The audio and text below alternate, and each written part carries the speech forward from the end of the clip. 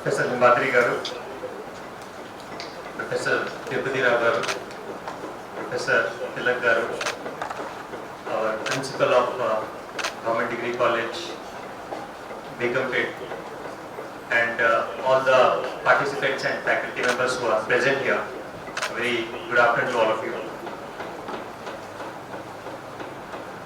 First of all, I must take this opportunity to appreciate the principal as well as the faculty members of Government Degree College, begumpet, who have put together this two-day conference. I would say on a very important and relevant topic, which we are all grappling through in these present times. I think it is important for everybody to get together to discuss and debate about how do we move forward in the field of higher education, especially in the context of the disruption which we had due to COVID-19. In fact, we have all gone through this disruption which has been caused. In many ways, this has been very, I would say, harmful for the academic career and the learning of the students. Because of almost 2 years, there was huge disruption of the educational institutions.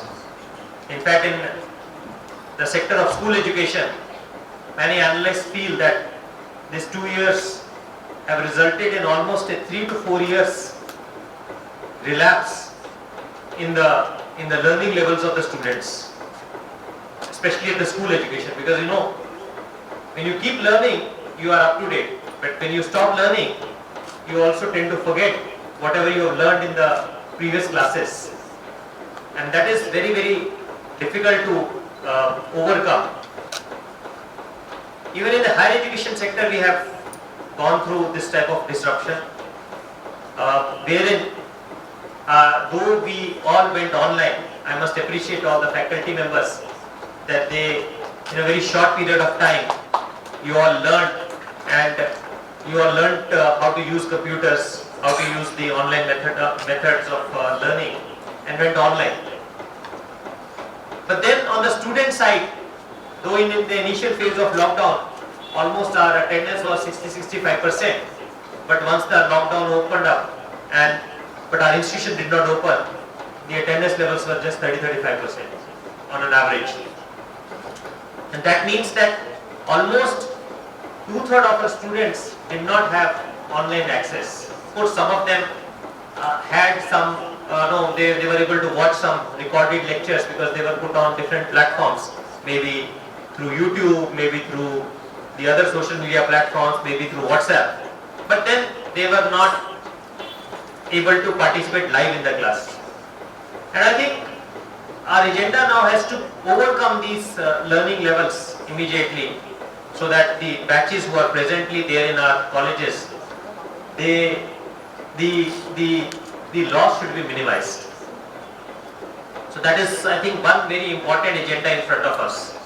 Two would be that the students who would be coming into our institutions in the next few academic years, because they also have a loss of learning in their inter colleges or in their schools. They would also not be up to the mark when they enter into our institutions in the coming years. So we again have to have a proper strategy as to how do we bring them up, and at least there are better outcomes compared to what it has been. So these are, I would say, the most immediate challenges in front of us. Of course, COVID has also had a very positive impact in many ways on education sector. In fact, if you really look at the positive side of it, because every coin has two sides. Similarly, COVID also has the negative side, which I pointed out, but there is also a positive side. And the positive side is that the integration into education sector, which was missing in the past, has now become very high order. In fact, so much so that I don't think this interconnect of technology and education which we have now seen would go back. Of course, the methodology will, because we were forced to be completely online, and I don't think completely online is something which has worked very well, or is something which in the next few years would be the only method of learning. So what most people feel is that the way to move forward would be a hybrid mode of learning, a blended mode of learning, wherein we combine the best of the classroom as well as the best of technology together. Because classroom is something which cannot be replaced as of now. We have not got any technology as of now which can fully replace the classroom, because the rich interaction which takes place in the classroom doesn't take place in the online world. And this interaction is not just this interaction from the teacher to the student, what the teacher gives to the student, but I think as teachers you also imbibe a lot from the students also, as to how they are doing, how they are learning, the questions which the students ask. Many of them would be asking very innovative questions. In fact, I remember of a couple of years back we had a program of this Jigyasa. Jigyasa is, those who are not from the government colleges, this is our flagship program wherein group of students prepare project with the help of a faculty member, and it is project based learning. So we had invited the Dean and Director of IIT Hyderabad, and he was telling very interesting, he was telling that his classroom session is all about students asking questions. So on an average in a classroom, students ask 10 questions, 7 of which he is able to answer in the class itself, but 3 questions even the director of IIT is not able to answer. And he tells that these are the things which he will be taking up in the next class. So in between that, he spends his time on looking at those 3 questions. Because profile of, I have also been through the IIT system myself. The profile of students is such that they will ask anything in the world, and it's very difficult for somebody to really answer well unless one really knows what somebody is asking. So he says 3 questions are my agenda for the next class, and that is how I keep myself updated, because these 3 questions help me also to learn. So that's what I'm trying to say. A classroom is not just about one-way communication between the teacher and the student, but also a teacher also learns a lot from the students in terms of how the students are asking questions or how the learning levels of the students are. And then this peer-to-peer interaction which takes place in the classroom or in the campus is something which we have all been missing during the COVID period.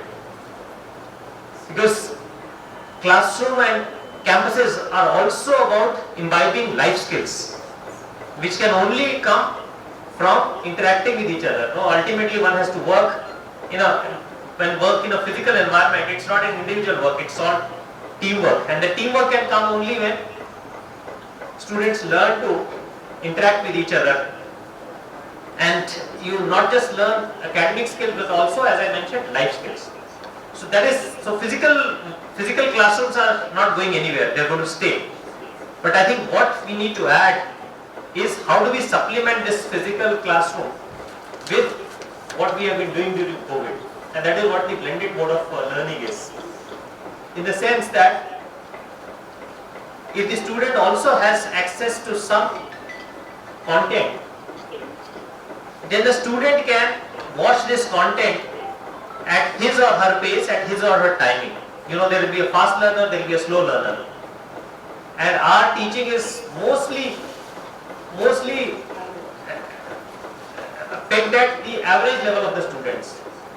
So both the fast learner is frustrated in the classroom, and also the slow learner is frustrated, because fast learner finds it too boring, the pace of the class, and the slow learner is not able to keep a pace, and he's in a different world, he or she is in a different world. And I think in order to ensure that both of them,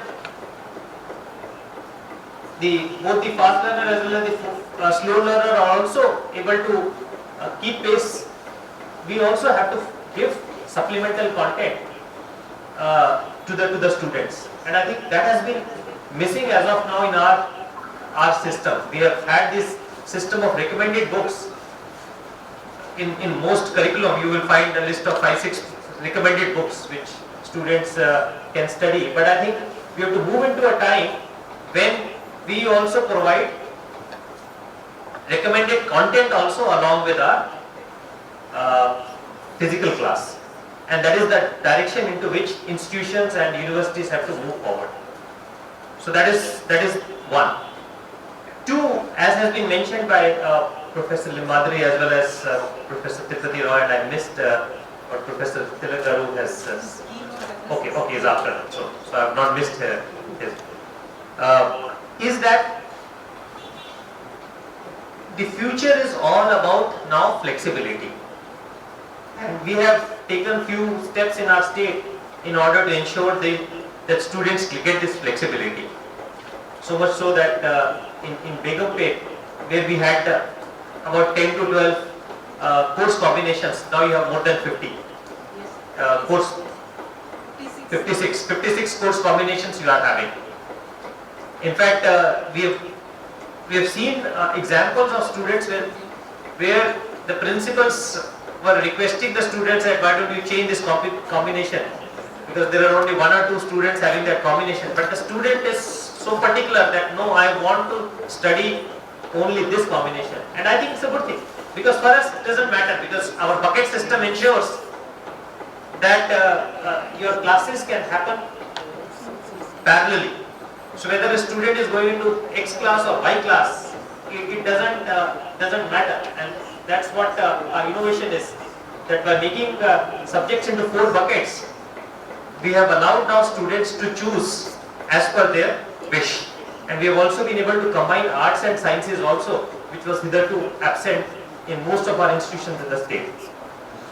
But I think we have to now, with time, we have to go further ahead. So much so, I think that the boundaries of subjects also have to now kind of go with.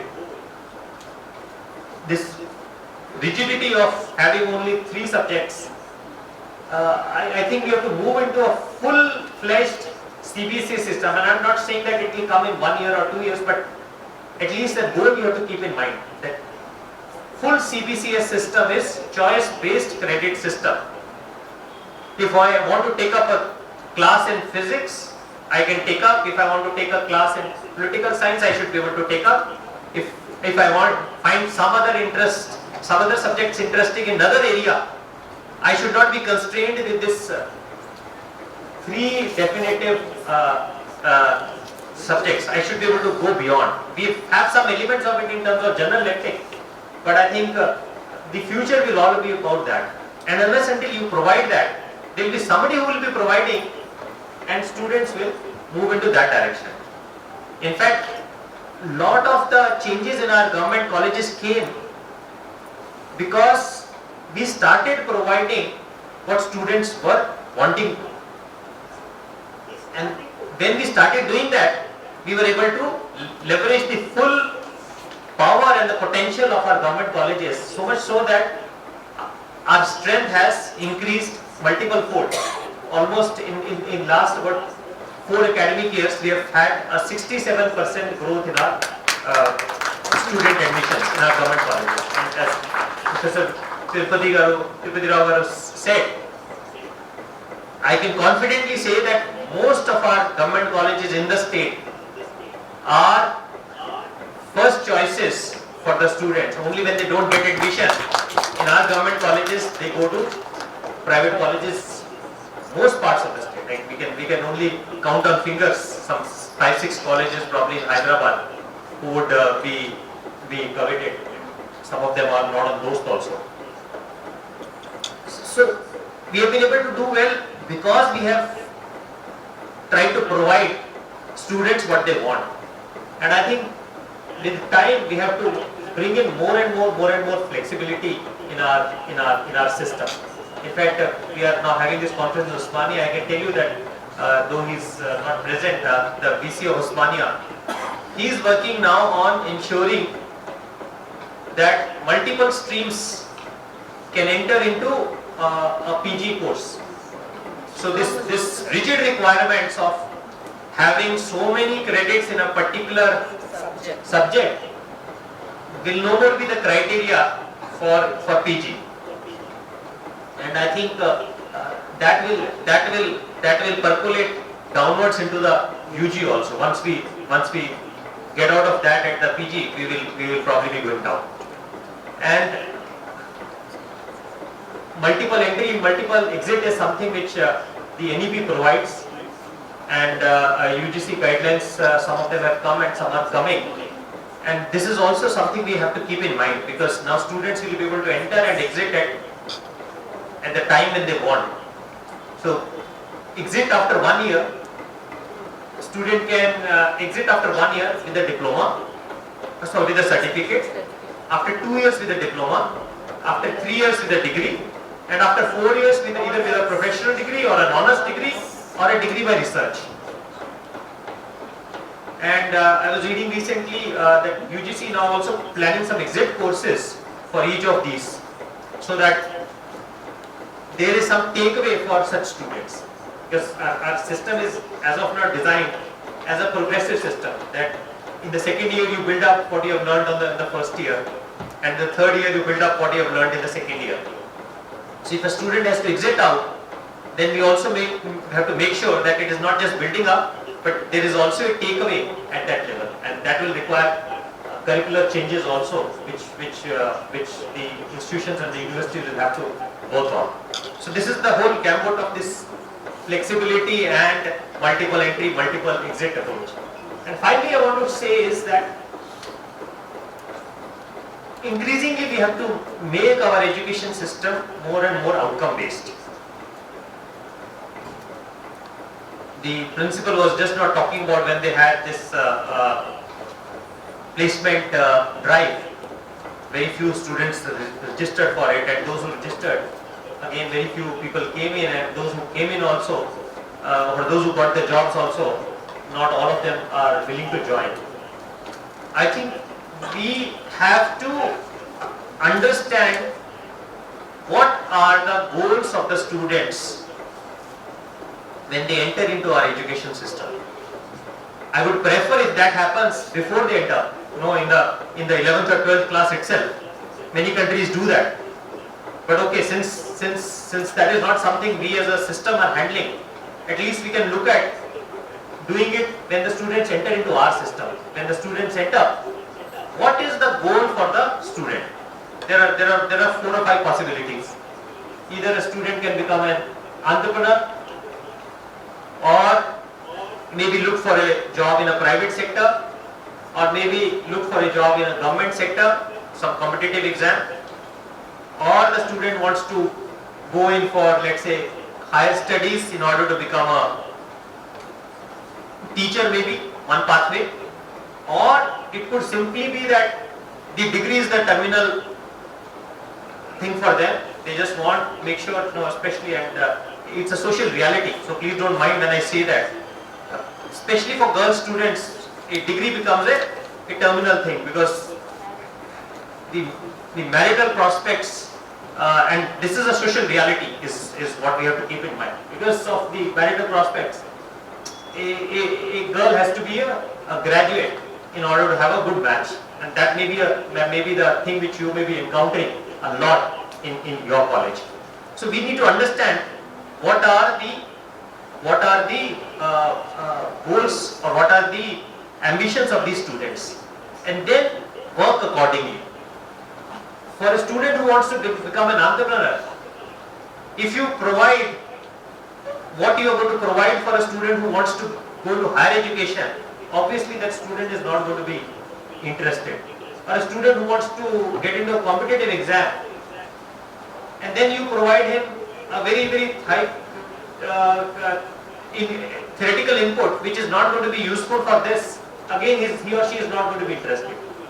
And that's that's going to come in two ways. One, as I mentioned, flexibility.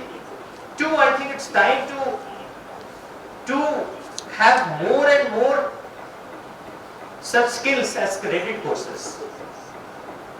If you want to become an entrepreneur, add some courses as credit courses which help the student to be an entrepreneur. Let it not just be a before or after the campus program. And this is something which in fact Professor Limbadri is part of it, which we have tried to do it in the new curriculum which we brought it in 2019. Many of these skills which were peripheral skills, which were being taught on the periphery, we have tried to integrate into our curriculum as credit skills. For example, our entire English language now has become a communication program rather than a literature or a language program, which doesn't help most of the students, especially science and commerce students who want to go into the job market. A lot of our other skills also, basic computer skills, advanced computer skills, basic managerial skills, advanced managerial skills, we have added to make sure that students are able to do these programs as credit programs. But I think it's time to go beyond, time to customize programs for each of these set of students. And then only I think the students would actually be tempted to come to the class. Otherwise, if we are not providing what the student wants, we will only be forcing the students. And once you do that, finally, I think as Professor Dept said, you have to make the classroom an interesting affair. And I think the best way to do that is to make it more and more interactive. More and more interactive. Try to bring out the spark among the students as to what do they want out of a particular class or a particular topic or a particular subject. And I think if the classrooms can become more and more interactive and more discussion based, we have to move from providing simple information to make it a more meaningful and a more learning affair. And I think that is the need for the present times, because information today is available in our hand. You want information on any topic, you can just Google it. For getting information, you don't need to go to a library today or buy a book or come to a classroom. You want information on any topic, just Google it, you get it. Why do you need to come to the classroom for that? You want to come to the classroom if you want to really imbibe various aspects about that topic. And that is how our classrooms of these times have to change to meet that need. We have to transform from providing basic simple information to providing learning. And once you do that, I'm quite sure that as Professor Dept said, students will definitely come into your classroom. And once you provide them what they want to learn, once you have your entire curriculum structure in a way that meets their needs, they'll definitely come. Why should they not? And I think that is an agenda ahead of us, which cannot come by one teacher or by one institution. I think the system collectively has to work to do that. And I'm very happy that multiple stakeholders are present in this conference, which will help provide that. And with these few words, I thank you for inviting me, and I'm sure that this two-day conference will provide a lot of answers to how do we move ahead in ensuring that our higher education system is not only relevant but effective.